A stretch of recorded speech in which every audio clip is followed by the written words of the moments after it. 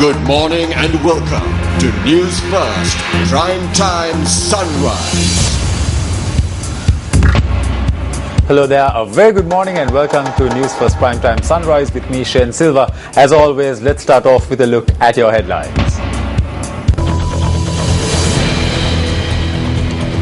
Heartbleed bug, public urge to reset all passwords. Ban on the transportation of animals to be lifted. Raids to be conducted to nab drivers under the influence of alcohol during the forthcoming festive season.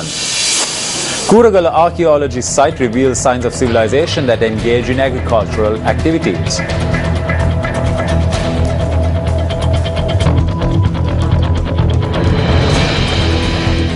On to your stories in detail now. Excavations in the Kuragala Kaltota Diyavanna area have revealed that prehistoric man who engaged in hunting activities had also engaged in farming and agricultural activities as well.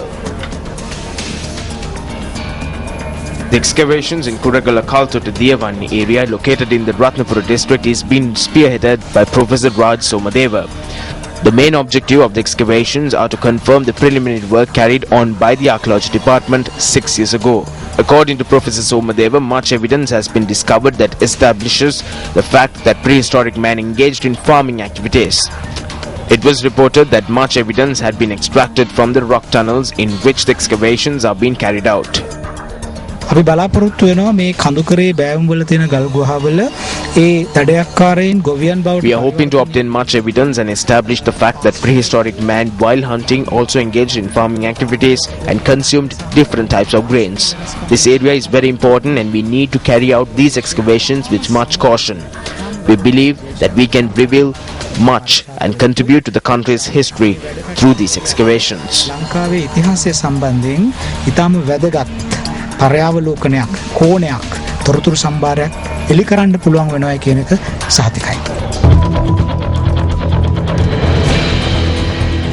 Evidence of a historical meditation center has been discovered in an excavation conducted at an archaeological site in the Yapahua area. Project manager of the Central Cultural Fund of the Southwestern Province, PRS Bandaranaike, stated that the evidence covered the Anuradhapura and Kandyan eras. We have discovered that the evidence dates back to the period before Christ.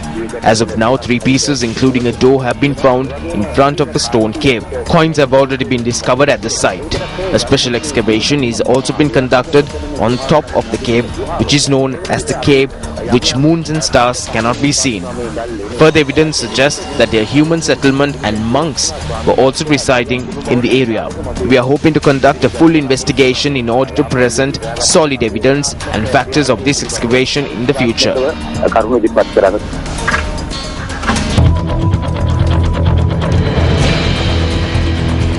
Around the world in 40 days, a 40-day goodwill tour across the globe is jointly organized by Newsfirst and Sri Lanka Youth ahead of the 2014 World Conference on Youth. We now have Ramesh Irugal Bandara joining us from Sydney. Around the world in 40 days. A very good morning. The Around the World team is joining you once again from Sydney, Australia. We are currently at Sri Lankan Consul General's office, located in Hunter Street in Sydney. We met with the Sri Lankan Consul General in Sydney, Mr. Bangladesh, this morning, and we discussed the events that are lined up for this afternoon. A special highlight for today is a discussion that is due to take place between several youth organizations in Australia and the Around the World team on the promotion of the World Youth Conference, which will be hosted by Sri Lanka in May. For the Newsfirst team, I'm Ramesh Irugal Bandara with Yasser Kamasri from Sydney, Australia.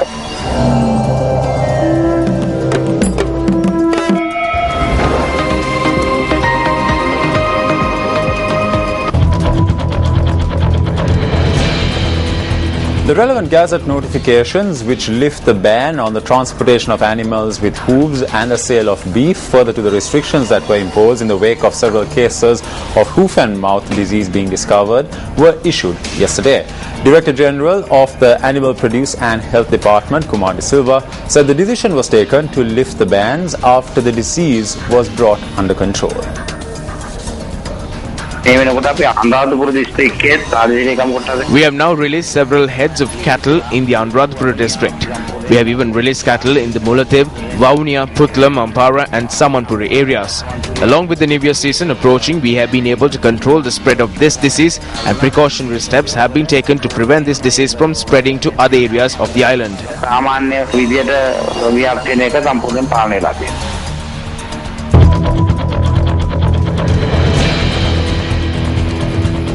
The issues that were faced due to a shortage of water have been resolved with the recent rains. Speaking to Newsfirst, General Manager of the National Water Supply and Management Board, Ranjit Balasurya, stated that water can be supplied without any hindrance during the festive season.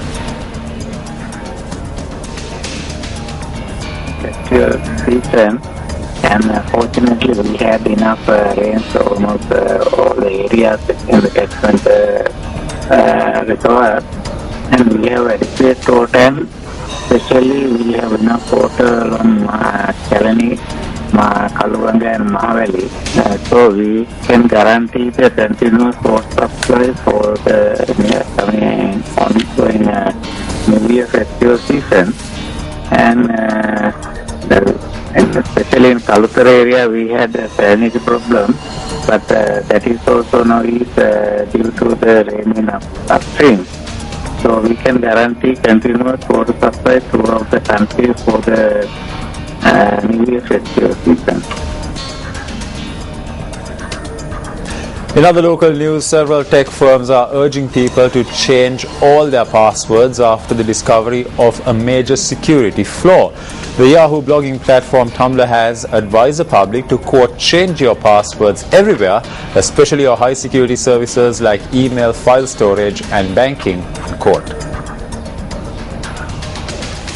Security advisors have given similar warnings about the Heartbleed bug. It follows news that a product used to safeguard data could be compromised to allow eavesdropping. OpenSSL is a popular cryptographic library used to digitally scramble sensitive data as it passes to and from computer servers so that only the service provider and the intended recipient can make sense of it. Google Security and Cognomicon, a Finnish security company, revealed on Monday that a flaw had existed in the OpenSSL for more than 2 years that could be used to expose the secret keys that identify service providers employing the code. They said that if attackers made copies of these keys, they could steal the names and passwords of people using the services, as well as take copies of their data and set up spoof sites that could appear legitimate because they used the stolen credentials. It is not known whether the exploit had been used before the revelation, since doing so would not leave a trail unless the hackers publish their haul online. The bug has been called Heartbleed to reflect data leaking from computer servers. A spokeswoman from the company said, quote, our team has successfully made the appropriate corrections across the main Yahoo properties, Yahoo homepage, Yahoo search, Yahoo Mail, Yahoo Finance, Yahoo Sports, Yahoo Food, Yahoo Tech, Flickr and Tumblr, and we're working to implement the fix across the rest of our sites right now, unquote.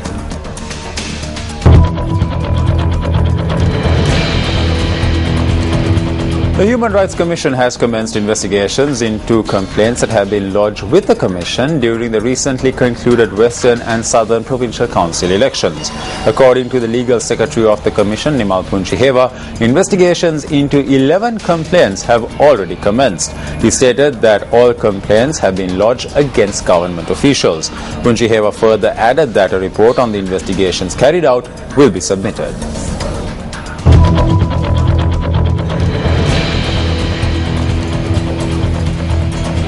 9 individuals have been taken into custody by the Mount Lavinia police on suspicion of being involved in a racket where forged documents were presented to finance companies. It was reported that the group had misappropriated close to 9 million rupees on the guise of leasing vehicles. The suspects have been placed in remand custody until the 16th of this month after being produced before court.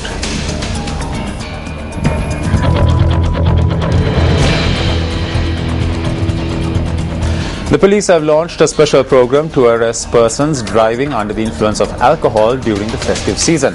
Now, speaking to Newsfirst earlier on this morning, SSP Ajit Rohana, the police media spokesperson, said that close to 10,000 police personnel will be deployed for this purpose. In addition, the SSP also added that plainclothes policemen will be travelling on public transportation and will be making arrests with regards to thefts that will be occurring on these buses and other public transportation as well.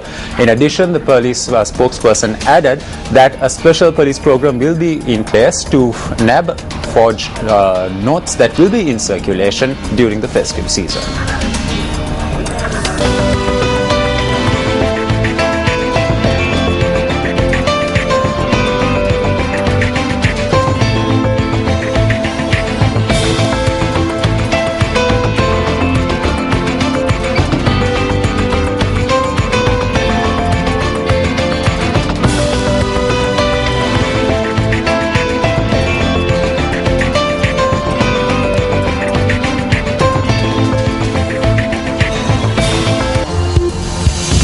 Hotline 0114-896-896. www.newsfirst.lk.